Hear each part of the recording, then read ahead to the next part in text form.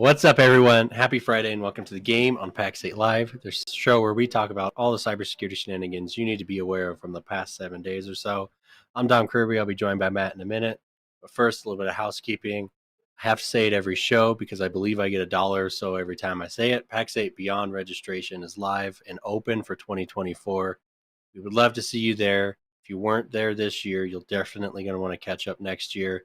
Pax8beyond.com. Don't forget to like, share, subscribe, comment, all that fun stuff. We would love to interact with you live during the show. And before we nerd out about Microsoft security, let's check out the news.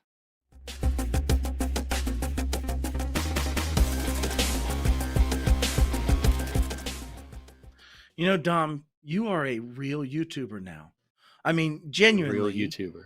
You're able to spout that out that? perfectly every time. Like you've got that open down. I've said beyond very many times. So good. So, yeah. But seriously, you need to be at Beyond for sure. We need to have you there. It's going to be an awesome event next year. So, all right, Dom, what do we have in the news today? We've actually got a bit of good news, and I want to start with it. Right? I think this, if you haven't seen it, you've been living under a rock. But back 2 days ago or 3 days ago on the 29th, the FBI and the Justice Department announced a multinational operation to disrupt and dismantle the malware botnet known as Quackbot or Qbot or Quaybot. You've heard it a bunch of different ways. John Hammond did an awesome video on this yesterday. But the action, which took place in the U.S., France, Germany, Netherlands, I think Romania, right, Latvia, UK, like this is everywhere, was the largest U.S.-led takedown of botnet infrastructure. Right. And we've seen this before. We've seen other botnet takedowns. But the FBI neutralized this far-reaching criminal supply chain, cutting it off at the knees, said FBI Director Christopher Wray. The victims ranged from financial institutions on the East Coast to critical infrastructure government contractor in the Midwest to a medical device manufacturer on the West Coast. And how did the malware work? We can get into this, but I won't beat the article completely to death. Right? Someone downloaded, clicked the content, delivers additional malware. And there's actually a really great breakdown video of this that John Hammond did do a couple days ago, showing exactly the payload, how the first stage lands, how it grows, how it goes from there. Right? And the botnet provided cyber criminals with command and control infrastructure. What do you do with that? That's the concept known as an initial access brokerage, right? Someone has an IAB or an initial access broker, is taking that and then is going to sell that out to other things. It's a banking Trojan, a great many other things. To disrupt the botnet, the FBI redirected Qbot traffic to bureau-controlled servers, and then it became the new command and control server that said, hey, go ahead and uninstall yourself, download this uninstaller file, which removed the malware, untethered the infected computers from the botnet. And was basically all made possible by FBI LA, Cyber Division, getting credit, of course, and the partners here at home and overseas. Basically, when they found this and decided to go down this, they had to work with all the international places. You can read about it here as well. But Dom, let's talk about this, right? Because I want to make sure people understand what a botnet is. And so if you don't mind, TLDR, what's a botnet first? Your toaster.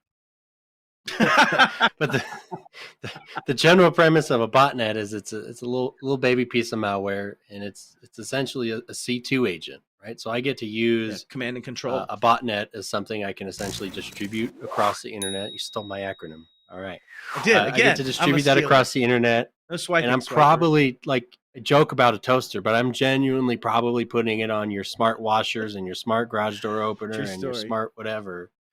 And then I get to turn that around and use it as a weapon, right? So a big famous one was the DYN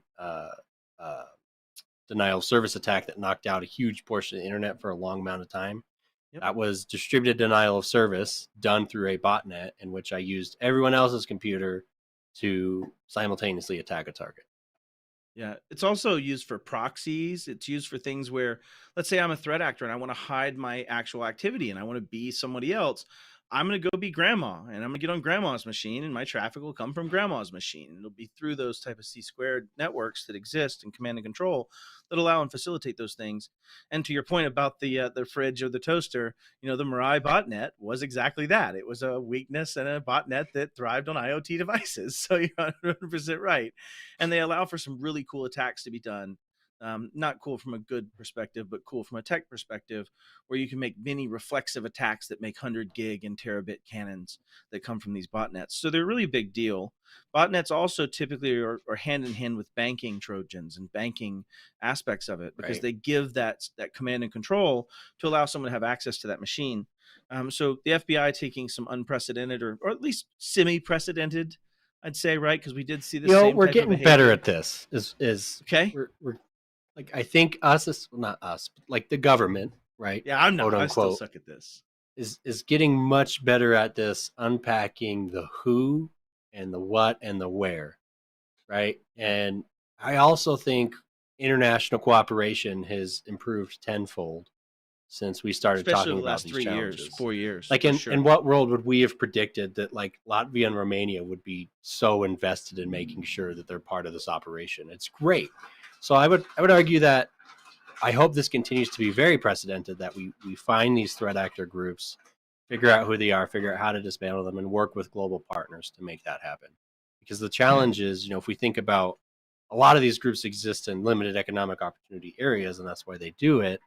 And historically, there was little to no enforcement of, hey, don't do that, right? It was definitely illegal, but there were no resources committed to stopping it. So they were doing it with no risk. You start to add risk, and at least some threat actors, I think, start to have more intensive thought before they decide to attack. Yeah, it starts to level the playing field. In fact, as you think about it, they actually do go to extreme means to try to avoid detection for a lot of reasons, for efficacy, for all kinds of things. But one of the things that was noted was when John did his video, he brought up a clip from an internal communication with him at the team at Huntress, where they had discovered that they could put in a small inoculation file on the machines. And when the malware landed, when Qbot malware landed, it would actually check to see if it's in a virtualization. Well, why, you might ask, Matt, is it checking to see if it's in virtualization? It's to see if somebody's analyzing it as malware. It's to see if some third-party tool, you look at Joe Sandbox, you look at a different myriad of ways that you could actually emulate a machine to see if it's going to do baddie guy things, right? And if it's a baddie, then we don't let it through.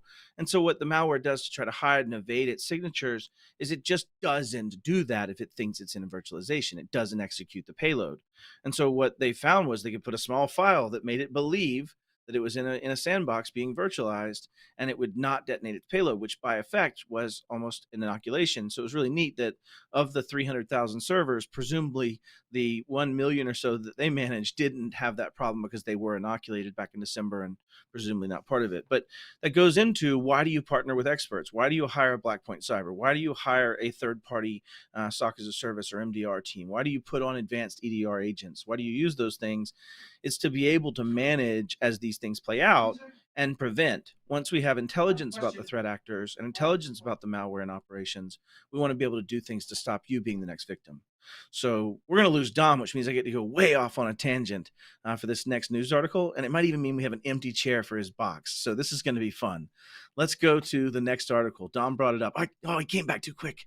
That's unfortunate. All right, very cool. So your old discarded printer could be hiding security secrets. Here's what to do. Dom, jump us into this one. I love this one. I want to point out, we were talking about this before the show, the likelihood of this attack being a thing is pretty low. But, right.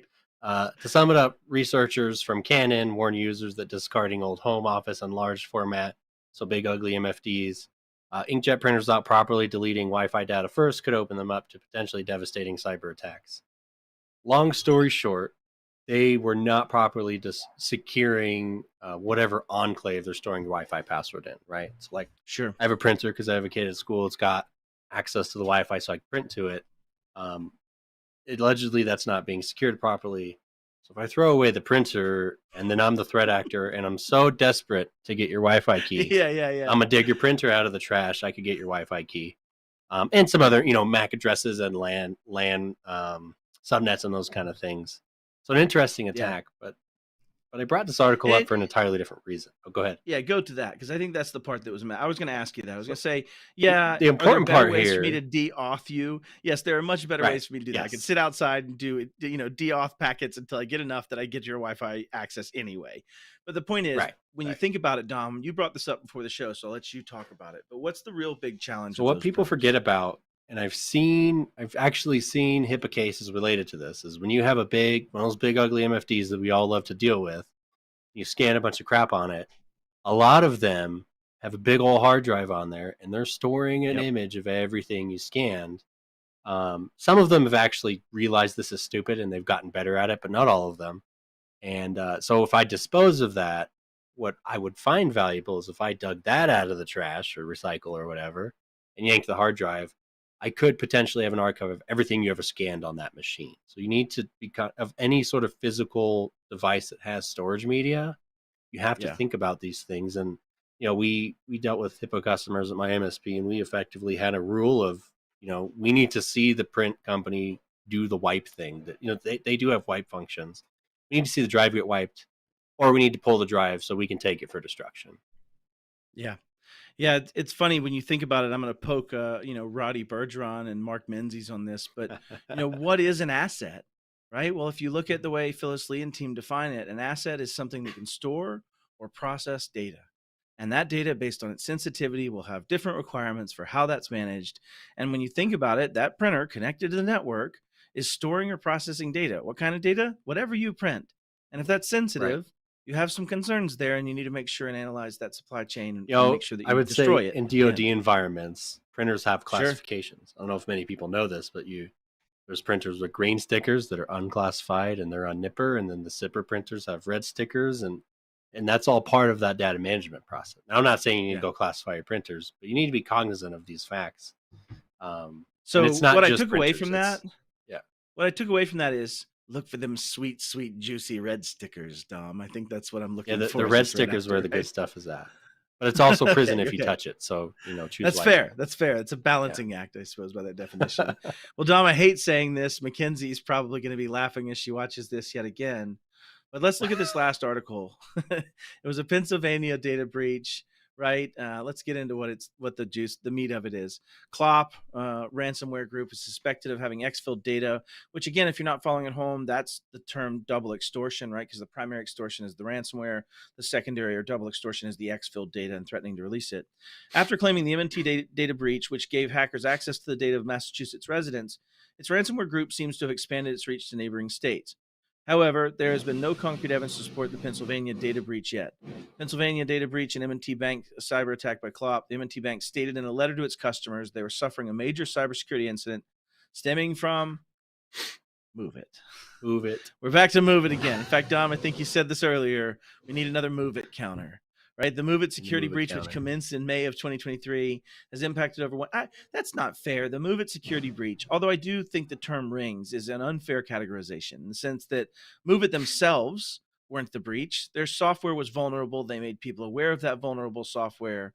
Right, I think if I recall correctly, I think Move It is a fair category for a security breach. Like maybe we can put a spot for Move It in the MITRE framework. Just make a Move It category, like in MITRE, like this is the Move It style framework. It would follow in Acelion. And actually, joking aside, one of the interesting things is there's already quite a few class action lawsuits for Move It right now. They're actually going to be really pivotal in shifting where that line of demarcation is for responsibility when it comes to writing software. Oh, for sure. Right. And I think that's what we're seeing. We're going to see that with Move It as well. We're going to see that with, I got a breach notification from Move It. Yeah. Or actually my kiddo got it. This was just a couple weeks ago, right? I mean, it was like, yeah. It was like, come on. And this harkens back to, I spent an entire day on the phone trying to call people and notify about exposed vulnerable Move It servers. And the challenge is people just aren't quick to solve these challenges. And there's just no basic hygiene. And then furthermore, you can tell there's probably not very much strategy in the sense that they're still using a hosted software that is not even in life anymore for some cases, right? Instead of just going to something that's per user, like a Dropbox or a Microsoft SharePoint that's already baked into stuff you already have. Granted, not explicitly great for, anonymous file sharing or file sharing in one direction. But, there's other ways to solve this that are cloud-based that wouldn't have had the same susceptibility and challenges that they have today. So we'll get off my soapbox. Or put it behind a WAF, like you got choice. A WAF is a web application firewall. You got choices, right? But, I did learn, because I was curious. I was like, why do we run these janky softwares, right? Sure. And Move It and similar tools do provide some level of automation of data data movement, right? So I get it, right? But if you're going to do that, that's a risk. That's an asset that you have to be on top of at all times. And once it's worldwide news that the software is broken, that's probably your cue to go ahead and take care of the update. just be about that time. For thought. Anywhere in that time frame, be pretty good. Yeah. I mean, we're beating this thing to death. Like it's like The Simpsons, where he's like, he's already dead. But yeah, we're beating this thing to death right now, right? In the sense that people should be able to do this, but they're genuinely not. Right? They aren't dealing with this janky software. And even worse, if you were to take it from just a data-centric approach of where is the value, what is the asset worth? Some of these major vulnerabilities were driver's license bureau repos, where the data came in from somebody giving you their driver's license details and scans of their personal images and all the things that I need to prove I'm Dom Kirby, right? Mine was a state healthcare agency for all residents. Juicy bits. Like, that's all red sticker. All of that is red sticker. All of that is red. That's our new term. That's all red sticker. But anyways, we beat this to death. We can walk away from this horse's carcass, but Move It will keep showing up. We're going to make a move until next week. Let's hear some brilliance from Robin Harrison. There's a one-liner in here that if you pick it out, I think you're going to love it. But it is really the mantra when I talk about enforcing safeguards and doing it one way or doing it the right way. And we'll hear from Robin Harris. Let's go over and hear our words of brilliance for the day.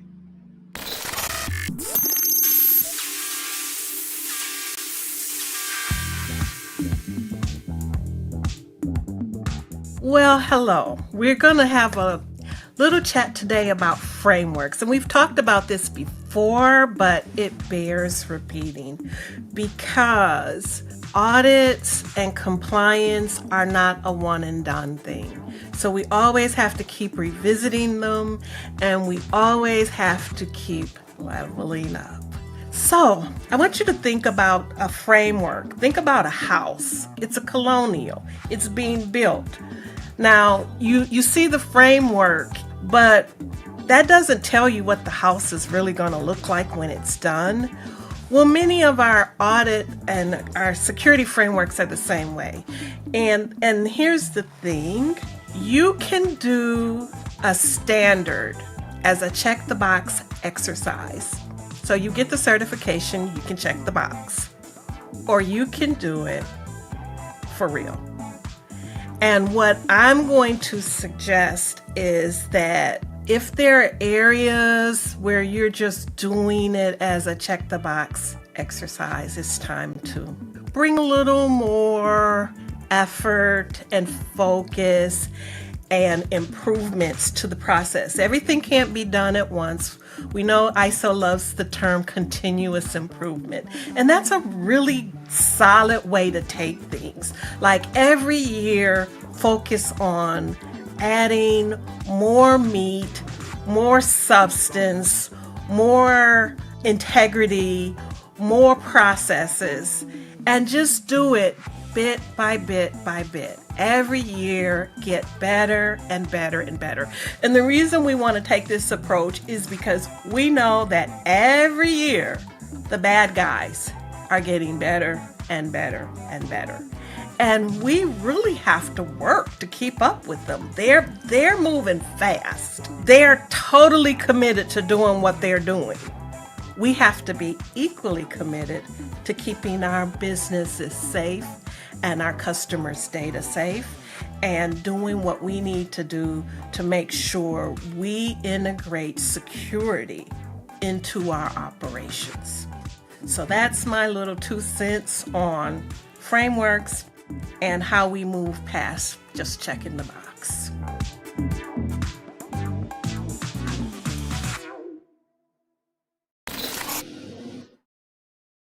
I love tidbits from Robin. She just hits the nail on the head.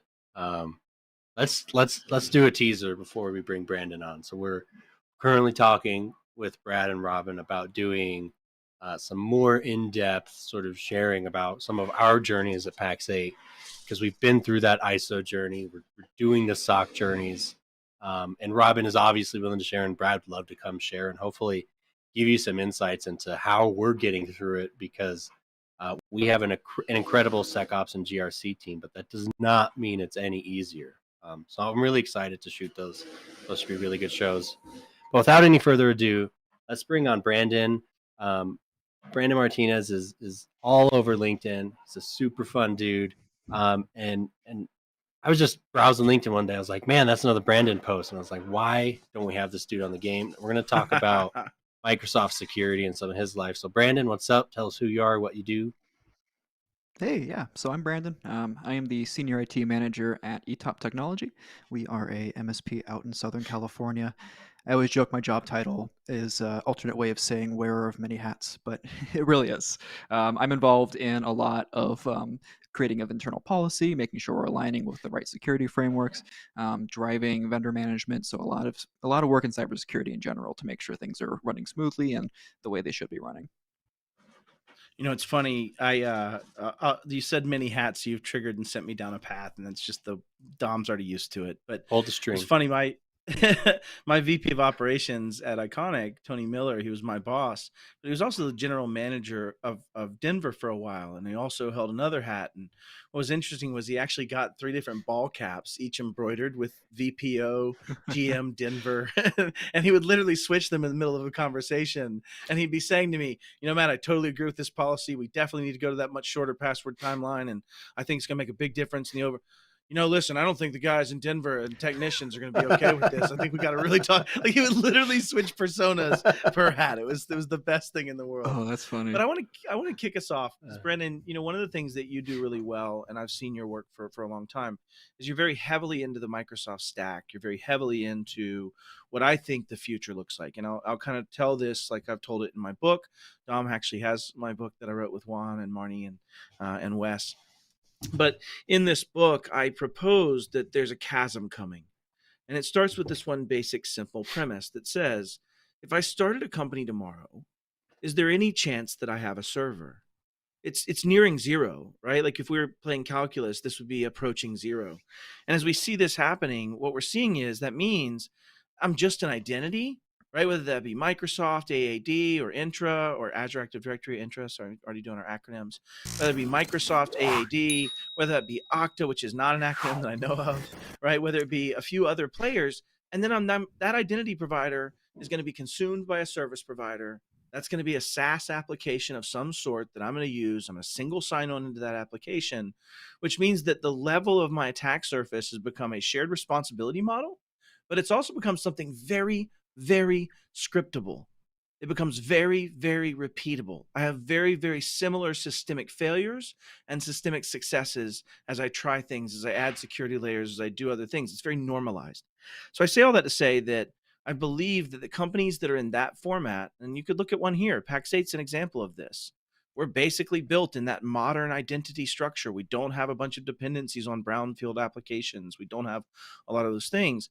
And the premise is, if we looked at the components of that and looked at it in the lens of delivering cybersecurity through CIS or through other methodologies, I think it's a very compelling story. And so what I want to do with you, Brendan, today is break down the pieces of that framework and what you're using in your world and kind of pick your brain. So I'll give us a topic to get started. I want to start talking first about that identity. And it's because in the book I do, propose that we're moving from a beeps and boops and baddie things and looking at the tech and the nerdy bits to, is that Brandon? Is he properly approved to be here? Is he on the right hardware? And should he have access to this data? And it's a very identity-centric model. So talk to me about the components of whatever the schizophrenic name is for Azure AD these days. I think it's Intra ID now is the new one. Intra ID. Talk to me about Intra, it. How are you using that in your world? Yeah. So when you're focusing on cloud stuff, first and foremost, it's really going to come down to the identity as one of the most important things you need to secure. Because if you own someone's identity, you own every other thing that's attached to that, which is not just Microsoft. You start setting up single sign-on for other applications. And you're not just getting into Microsoft, but you're getting into every other line of business app. And if the person trying to get in is smart enough to try to look for an app launcher, they get a nice little formatted list with cool logos and everything showing exactly what they can get into. So one of the really big things that we've I even have my list of apps organized into what I use the most. So it's very easy. If you get me, like, know the right target. Yeah. Here's the juicy bits that Dom has access to and won't arise suspicion, right? Like identity-centric attacking. It's very nice group. Exactly. One of the things that we have really enjoyed using is the P2 of Entra Identity. And I want to call out that as of recently, Microsoft is offering free 12 months, I believe, of Entra Identity P2 for partners.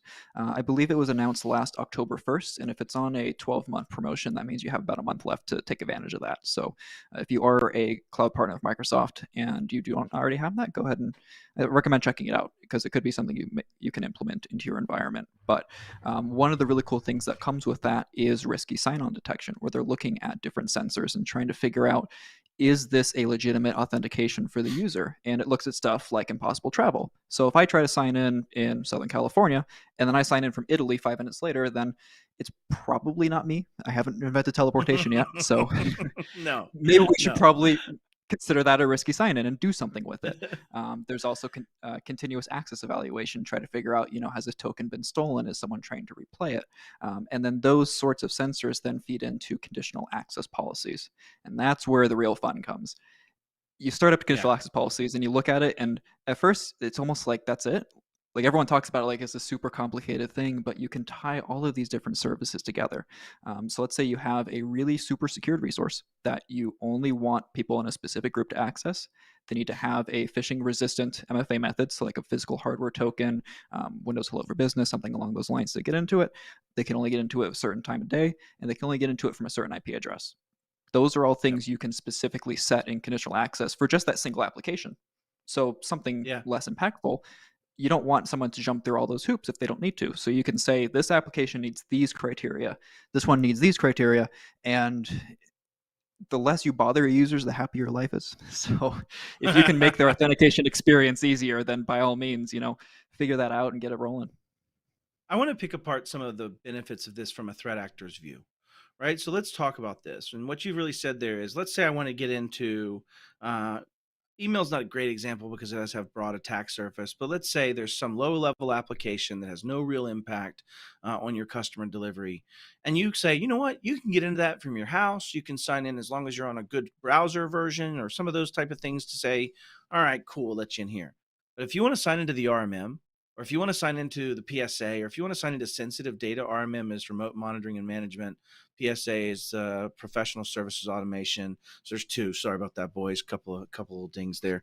But if you're wanting to sign into those juicier bits, then you now need to be in a compliant device coming from this IP address, having all of these condition accesses managed. It may even be a shorter session lifetime, right? To that point, you can look at it. Now, if I'm a threat actor, I've got to get on a device that's compliant or make a device compliant.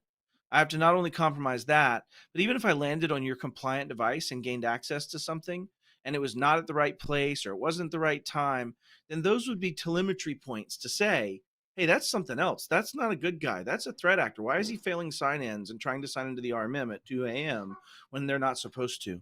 Right. And then you get into those things where you can set up those things to find somebody. And it was part of a theory that I used when I was at Iconic called live compromised. Right. And this was basically just the premise of saying, I know if I have X number of employees at any given time, somebody's probably going to be compromised. And if that's the case, how do I limit damage? How do I find them faster? And I think your use of conditional access is an escalatory set of controls as the data sensitivity is more and more escalated. And all that's done by just CA. And what's neat, what most people may or may not know, is with conditional access, you can assign an app just for Calendly that says, yeah, Matt can get into Calendly even if he's at the hotel and do what he needs to do from his Calendly stuff. But if he wants to get into his email itself, he needs to at least be on one of our assets, or needs to be in an app that's got MAM in place, or things like that that really start giving you those protection and control. Mobile application management. You just stole my acronym, Dom. Dang, we're going the other direction. We're back to even. Dom, anything else to add on identity and CA? And I'll touch on one more thing before we move on. But so what else do you have to think about this? There's the school of thought that SSO is dangerous because you're creating the single point of entry, right? Sure. And I would counter that because the less copies of yourself you can have on the internet or on a network, in general, it's the better. Why? Because I understand fully what controls I have available to me in Entra or Okta or whatever. I understand that product, hopefully, or I go learn and understand that product. And I also know exactly which identity does what, when, from where, right, on what device, using what browser, what application. So I can start to build that signals intelligence that would be impossible to understand if I had to log into Salesforce and then log into to the ERP or whatever, right? I cannot consolidate actual activity logs in the same form and fashion that I can do with the central identity. And I get the ability to automate who gets access to what and at what level and how they sign in. Yep. All of that is controlled from a single plane. So I believe if you apply the proper framework-based protections to your central identity, they're going to be in much better shape than if you try to do random SaaS identities, even stored in a password manager, right? Yep. All over the place. And I'll put this in even more plain English by an exercise. So Dom, you're playing at a company that has all of your stuff stored in password managers. Every single thing was accessible on this one guy's desktop. And you now need to do some incident response because a threat actor landed on the desktop. In the same breath, Brandon, you play as the one with a all Azure AD. Everything's tied into single sign-on. There's not a single service you use that isn't in your single pane of glass from an identity and authorization authentication perspective. If we were to start down this path, what does your journey look like, Dom? What do you have to do to go gather where all Matt might have, bad Matt sitting on your guy's computer might have gone? A lot. We have to start going through each. We have to start going through each individual service, and if we're fortunate enough that it has activity logs without me opening a support ticket and arguing with them, and which I would say most don't to date, right? Hopefully that improves, but so assuming I can even get the data, which is a big assumption, I have to go find every application and service provider and try to get timestamp correct. This one's in UTC. This one's in not. This is UTC -3. This is right. Okay, let's turn to Brandon. What does yours look like, man? How are you going to tell me what the threat actor did in that scenario? Well, I'll open up the Entra portal and look at the sign-in logs and figure out which services may have been accessed. And then from there, I have a pretty decent plan just kind of up front of where to look next. And depends on exactly what was hit during that process is where to go there. But by having one single identity, I'm able to kind of get a pretty good at-a-glance view of what all went on just in just a few seconds. Yeah. And if you think about that further, what I can do with that, if I'm bringing in services from third parties like a Blackpoint or Pillar or some of those, there's a lot of great room for machine learning and actually looking at that information and going, why did Brandon come in and go to 27 different applications all at once today? That's not normal behavior. You wouldn't see that if you were having to collect that from each individual log source, right? You wouldn't see that if you had to go to Dropbox and go, has anybody signed in this week? Oh, Brandon did. What time? Let's do the. When you have it all in one place, you can start seeing those anomalies from that request, especially if you're using things like what Brandon said, which are like continuous access evaluation, things that force each of those tokens to be issued for each of the new services, shortening token lifetime. So you are forcing sessions to be reestablished, things that allow you to actually control that single pane of glass. And more importantly, if I had to go, Dropbox, cool. Yeah, settings. What all can I do? Can I invalidate accounts after? No, you don't. That's a macro setting. You can't let me change. Cool. Let me call the next guy or gal. Oh yeah. Hey, Monday.com. Do you guys? No, but if you're single sign-on, you have the same control plane across all of it. And you can set the same settings that you want in the same way across them all, which is very defensible and very scalable. So I think when we think about the basis of security's identity, and Entra as a platform is extremely capable, especially if you don't, and then Dom, this is where you and I differ, poison it with that dirty hybrid coming from your AD environment, right? So, Brandon, you get to be the tiebreaker. I love hybrid. I said, you said it. You had a bumper sticker on your Geo Metro. It said, "I love hybrid." That's what it said. I remember it.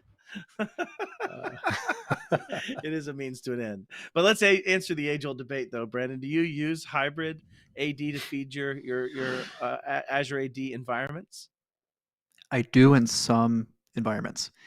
If I can make it full cloud, I will, because again, kind of back to what we were just talking about, making it a little bit easier to keep an eye on stuff. But there are some business cases where we do need to have a traditional Active Directory installation. So we do have some implementations of that.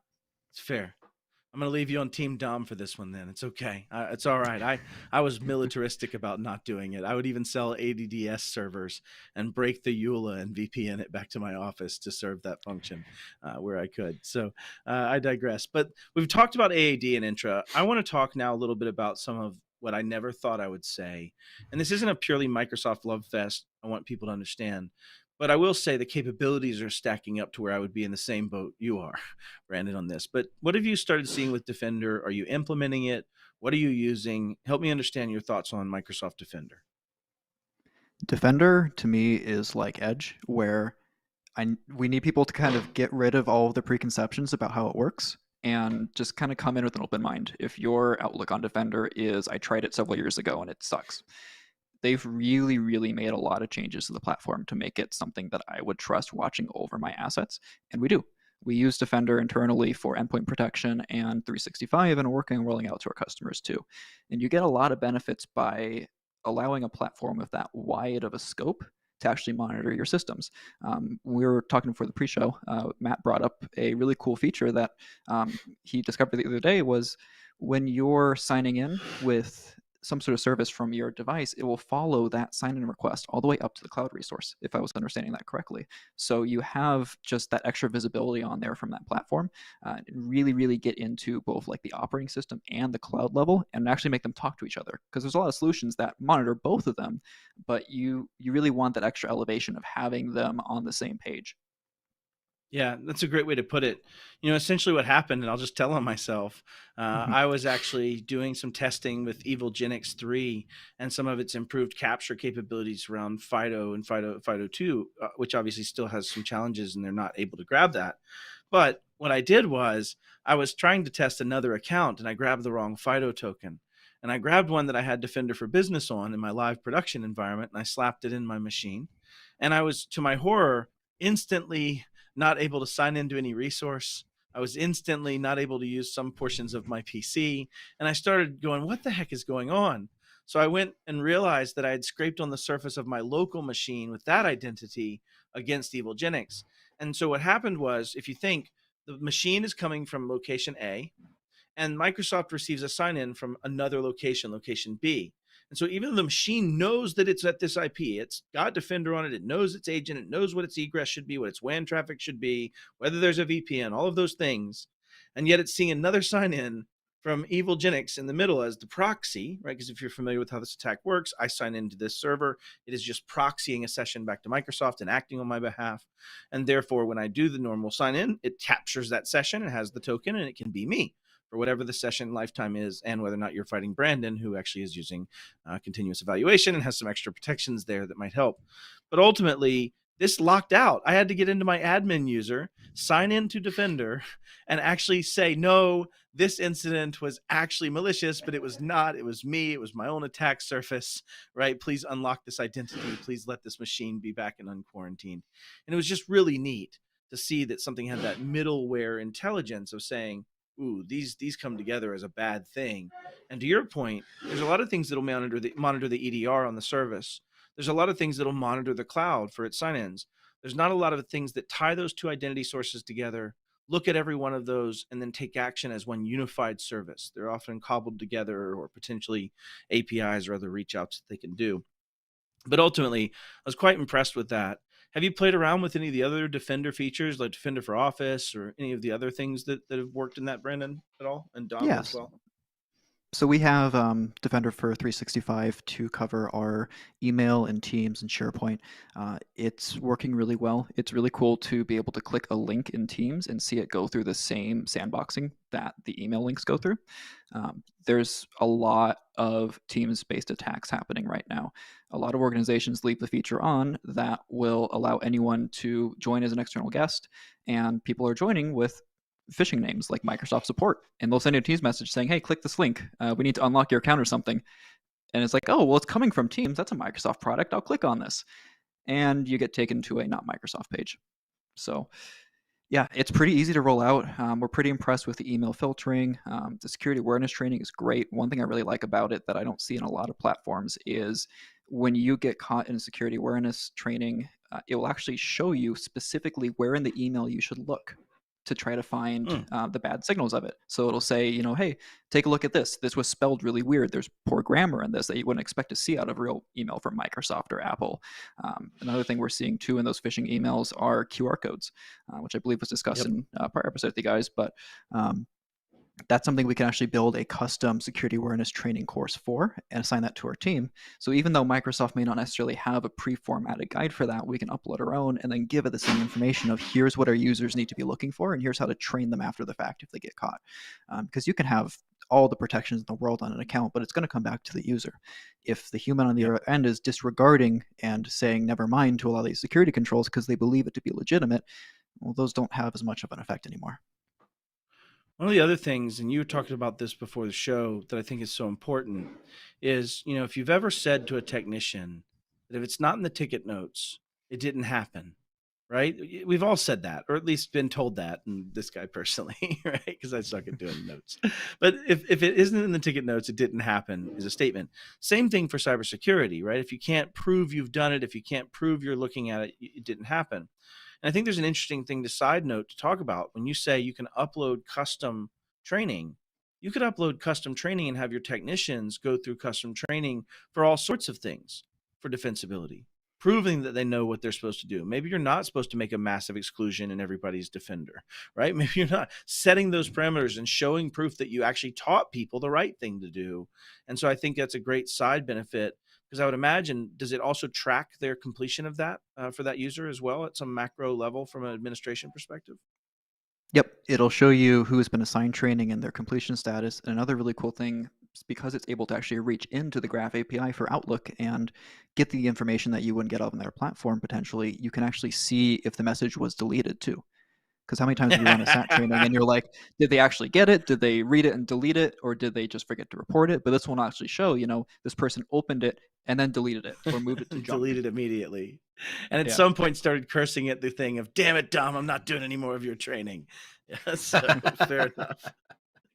Dom, what are your thoughts on Defender? I know you've been talking about this, and you and I have been talking about this for over a year of their gaining capabilities, but anything that's a standout for you on Defender? It is. Yeah.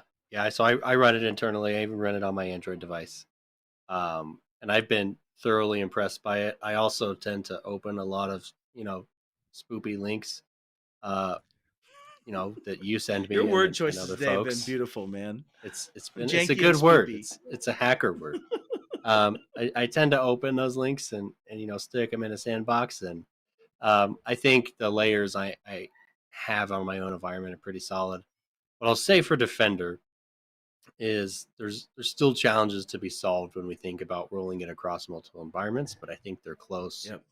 And I think when we see, like John Murchison at Blackpoint and team rolling out this whole, okay, we're going to sit on top of Defender and manage it. Now it becomes a really high value product because now I have humans using that same tech. And what I've always said was, look, it's Microsoft's kernel at the end of the day. Like on a Windows machine, that it is Microsoft's kernel, right? There's not another vendor team on the planet that can pick up a phone or probably a Teams and dial an extension and talk to the Windows team about something that's weird, right? Like that doesn't exist elsewhere. Which is why they're able to get so tightly hooked in. So I think it's come a long way. I do remember the days, like you said, Brandon. There was a day when it was a joke. It was the running joke. Just like using Internet Explorer was, right? But I think if you haven't looked at it in a while, you should. And the biggest piece is the tie between different Defender products. If you get into Defender for Cloud for Azure environments or even Amazon environments, and then you have Defender for Identity, and you have Defender for 365, and you have DFB or DFE, all stacked into one neat little bundle. The analytics you get out of an incident are ridiculous. Right. And I tested this on my own tenant. I've sent myself malicious payloads and detonated them. And maybe they made it past email, but endpoint figured out it was bad and said, hey, it came from this direction and was sent to these people. You can do this about it. So I've honestly, it needs that MDR stacked on top, right, in a professional setting because you need those humans.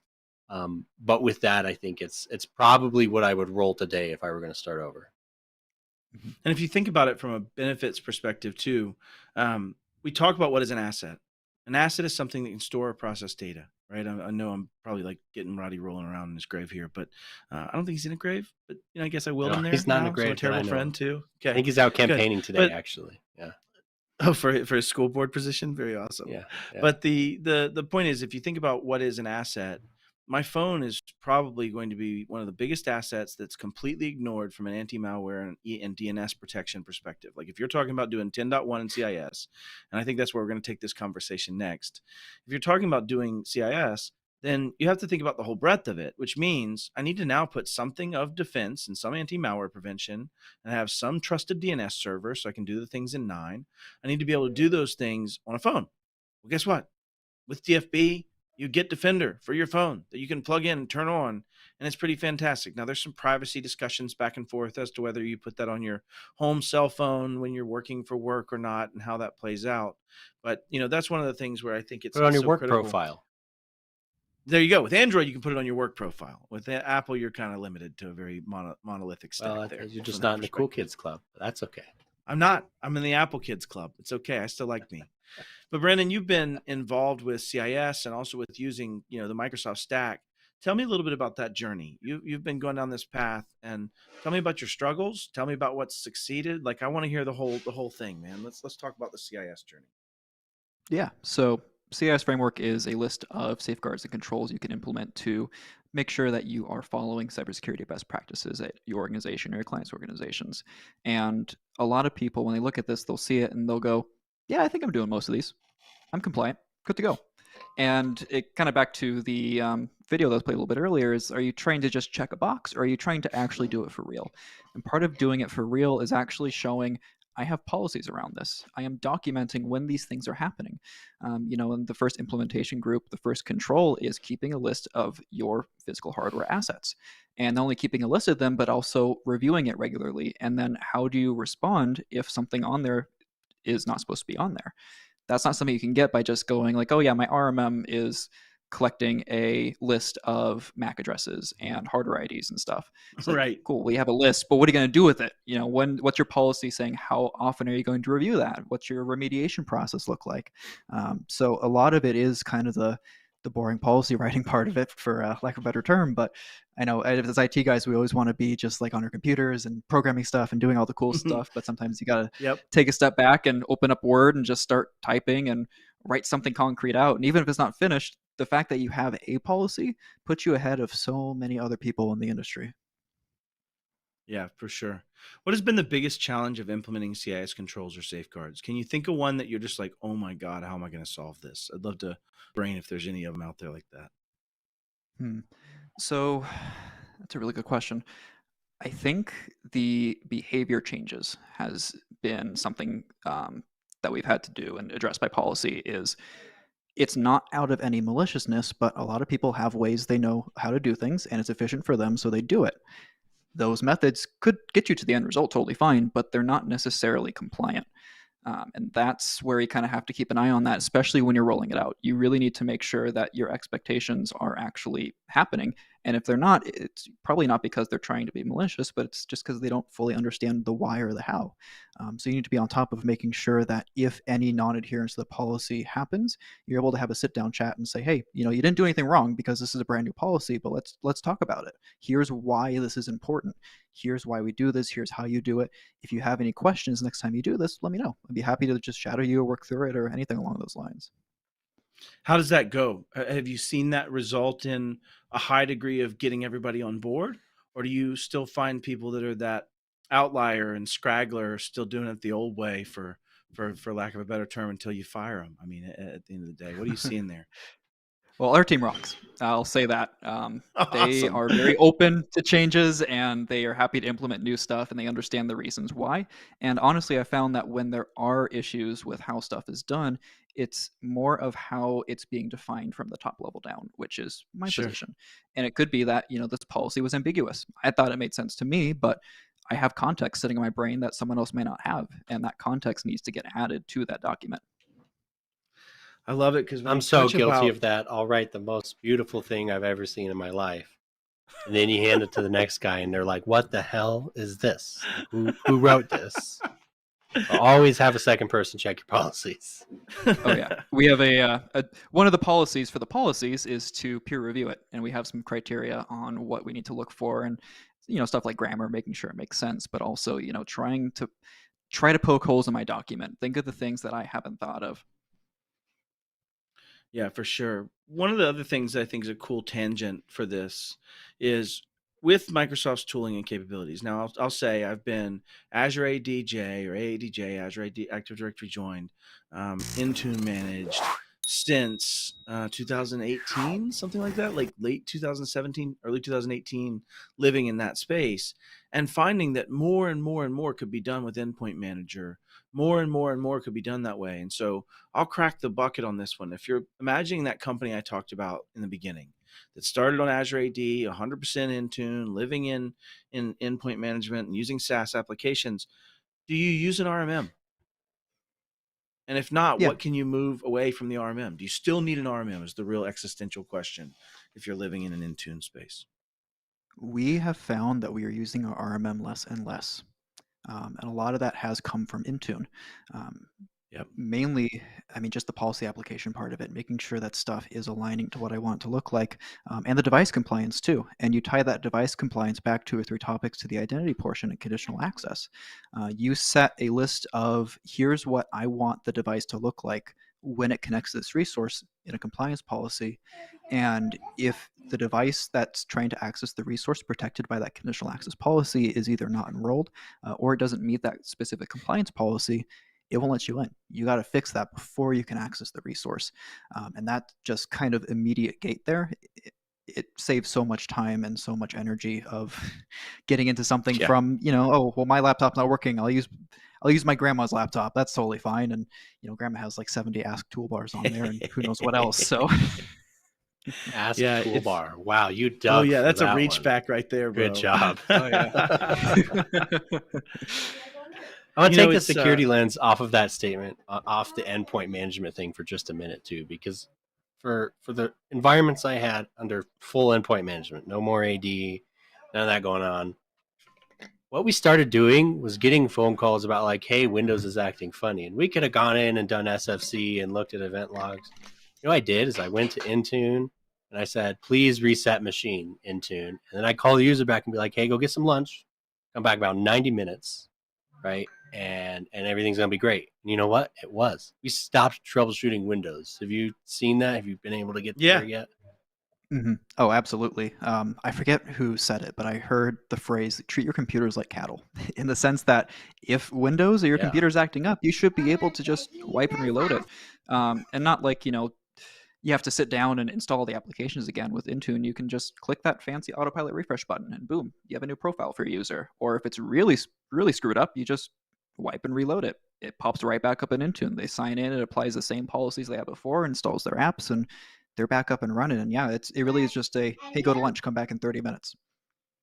And I made that realization about 4 years ago. I was troubleshooting a VoIP plugin for one of our users. We went through all the troubleshooting, like a day and a half of this poor girl being interrupted. We've all been there. Every MSP, if you're not, you've lied to yourself.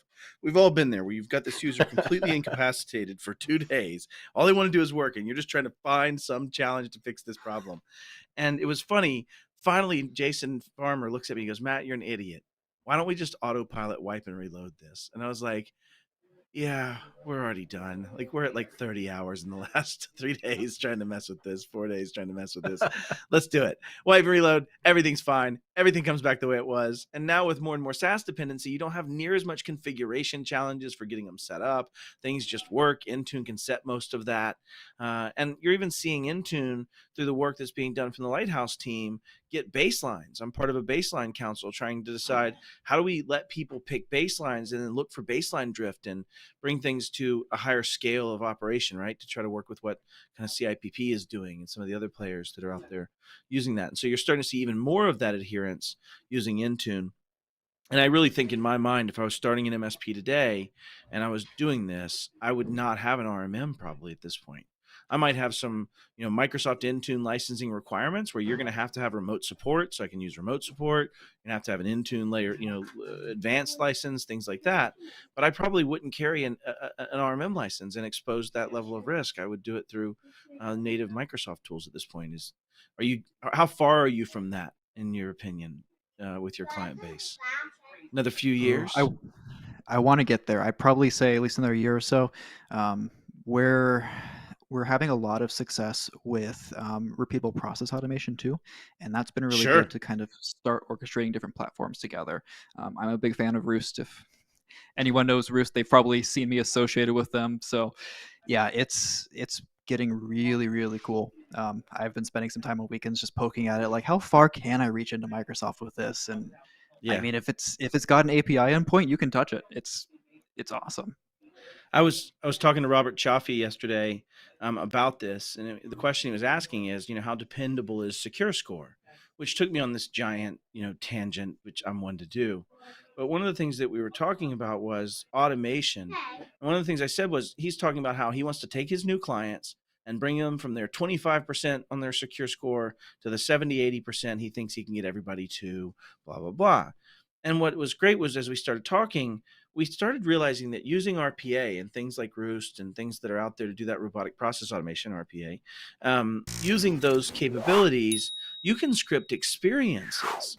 You could now have the time I onboard a new tenant, when it shows up in my partner center, send out a video from Brandon saying, hey, I just wanted to introduce you to our team. We're going to be working on securing your world, which means lots of changes, but we know those don't come easy, and we're going to make them easy for you. Here's the first thing that you can expect. And then once that happens and you're asking them to maybe set up MFA, you can start down that process. You can give them guidance. If it doesn't happen, you can look at scripting and say, hey, I didn't get an MFA token from Sally. Let's send another email. Or let's make a ticket so that my VCIO can reach out and talk to the team because they're 2 weeks in and not everybody's registered. But you could take and do the scripting to change the tenant as you hit those milestones to say, all right, everybody's ready for MFA. Let's do a baseline CA rollout. Boom. It's going to look the same way for every customer. I'm going to do it again. Now I'm going to make the base groups we need. All going to be the same for every customer. You can start getting into a world of normalization that allows you to script the very experience from start to finish of an onboarding and remove all those stupid people, us humans, that make mistakes from a lot of those things. So I love that you brought up RPA and its capabilities, because now it's the same API endpoint. If you find it works in Graph here, it's going to work for every client in Graph the same way, pretty much. Right? Mm-hmm. So is that kind of your vision of RPA? GCC high. That's true. Sorry, not capable in GCC high. No, it's a fair statement. Yeah, for obvious reasons. But what are your thoughts on that? Are you starting to see that similar vision, or have you had other thoughts of things you're doing with RPA? Tell me some of the cool stuff you're doing there, just for a minute. Yeah, a really, really important thing for us, especially when it comes to security too, is consistency across different platforms. Amen. On a more manageability standpoint, we have one platform that has a client name formatted in one way, another one formatted in a different one, and you try to tie them together, and they're like, "Oops, we can't find the tenant," and now you have to go through every single client and fix that. Whereas if you're using RPA to make sure that I'm giving it one input for the client name, and the automation is going to go through and make it in all the platforms, it's going to be the exact same every single way. And then when you're actually having reporting on that automation to make sure it's running, you can start tying that into documentation. So without having to really lift a finger besides click the start button on it, you're setting up these controls in Microsoft, you're improving your secure score, and you're also documenting that you're doing this and it's been changed for these users and these tenants. Yep. And you have a much higher defensibility from the perspective of, if it fails, it will start failing completely for everyone. If it succeeds, it will succeed the same way for everyone. And I get back to that being so defensible because it now means you can have a group of core engineers that just do automation engineering, and most of the other wrench turning has now been turned into that automation process, right, that's running for those things. So there's certainly like a point, and I have watched a lot of your stuff with Roost, but there certainly is a point where you're hitting that return on the investment for that automation is now being realized, right? I've already got my ROI. I'm now getting future profitability from that ROI, right? Whether it be efficiency or whatever else is gained in that regard, efficacy, all of the things. Well, the cool thing is if you master this as a managed service provider, I think the favorite project I ever did when I was running a shop was like, it was this process, right? It was something silly. It's been a while. Essentially, someone had to save something to a certain folder on the shared drive, and person B was responsible for checking that 3 times a day so that she knew that she needed to get this request in front of the CFO to get a check cut. And I was like, that is insane. Watch this. And we built a Microsoft form. They filled it out, and it teams it over to person A, who said, yeah, that makes sense, approve. And then it teams it over to person B, who got it. Like, that little thing saved them like 3 hours a week, right? You have just made your customer more profitable. So if you can get really good at RPA in your business, go talk to your clients about it and say, what's something that someone in your office does every day or every hour or whatever? Let's automate it away. And that individual that had to do it will love you for it, but the organization literally sees better returns on their human capital out of that effort. Well, we've kind of run out of time today because we get nerding out on Microsoft security and we can go for hours and hours and hours as practitioners. But I want to ask you to close it out for us, Brendan. What is one of the coolest things you've seen most recently from implementing an integrated stack like Microsoft Stack? What do you think you're the coolest thing to close it out with? Not to put you on the spot on a Friday. Oh, I think it's just been the visibility has been the biggest thing for me. I don't have to sign in to 6 different platforms and complete MFA challenges on 6 different platforms. I can go into Entra, I can activate my just-in-time role for security operator, log into the security center, and I got most of what I need right there. I'm good to close out the show just with the fact that you just said the word that you're going to just-in-time access into your role that you need. Like, I'm in love right now. I'm glad we're in separate rooms. This could get ugly. It's fantastic. That's something included with the P2. So if you can get the free CSP P2 licensing, turn that on. It's not really that hard to set up. Yeah, and I'm willing to go over for this. I want people to understand the value of what he just said, though. When you're talking about access, just in time and just enough, or JIT-G, just in time access, just enough access, is a concept that says, hey, I need to do these functions, but I also might be under attack. Maybe I should have certain ways to escalate and do these functions that I wouldn't otherwise be able to do.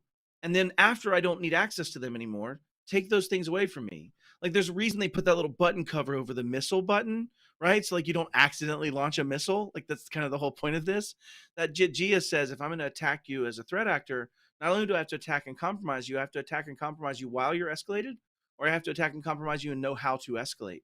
And that's such a big part of this. And so I'm just super happy to hear that in the wild and glad you're doing it. And I just love it. If you're not following this guy, please do. We've got all his socials here. He's fantastic and really a forefront leader on implementing and using Microsoft 365 for protecting himself and his clients. And, you know, Dom and I are kindred spirits with anybody because we ran our practices that same way. So great to have you on, brother. Dom, if you want to close us out and do all the awesome stuff you do at Brandon, the end. Thanks so much for joining us. It's been a fantastic show. I love when we get to nerd out about the tools because we don't do it as often as we used to. With that in mind, that is our show for this week. I really want to thank you all for joining us. Hopefully you enjoyed it. Next week, we have the one and the only Lindsay Hoffman coming back, and we're going to talk about anonymity on that show. We're super excited to have it, and Lindsay's going to be there, so you definitely need to be there. I hope you all enjoy the long weekend, and we will see you next week.